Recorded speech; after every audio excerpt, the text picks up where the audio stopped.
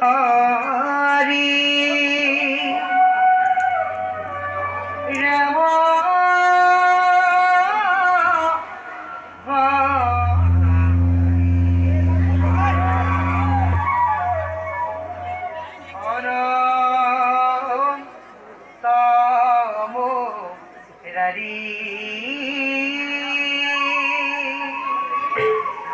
ভগত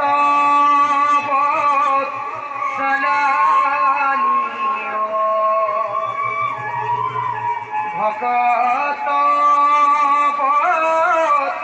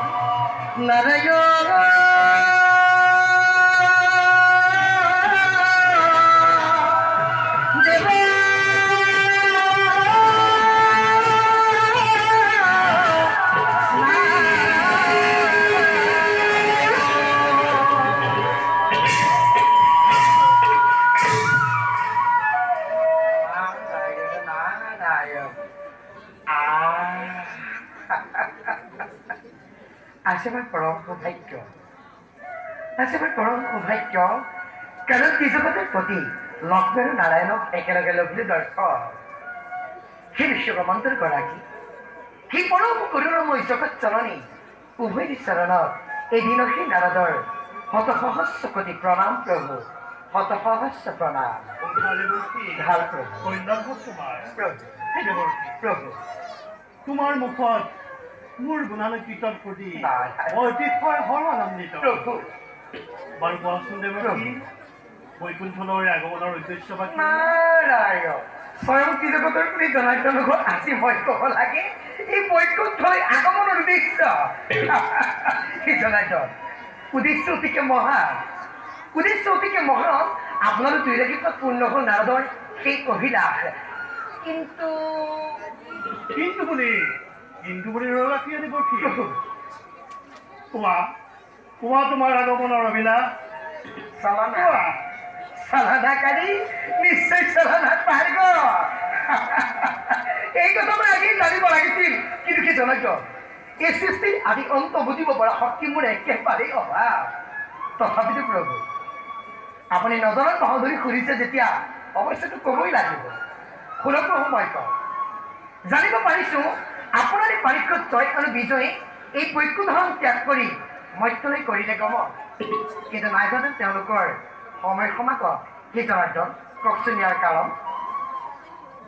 দেৱৰজী প্ৰভু যুগে যুগে মই অৱতাৰ ধাৰণ কৰি প্ৰভু দুষ্টক দমন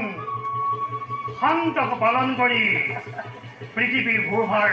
ৰক্ষা কৰি আহিছোঁ প্ৰভু আৰু এতিয়াও তেনেহেন দুষ্ট সমক মই বিনাশ কৰি সত্য ৰাজ্য পুনৰ প্ৰতিষ্ঠা কৰিম মোৰ প্ৰাণ গোপাল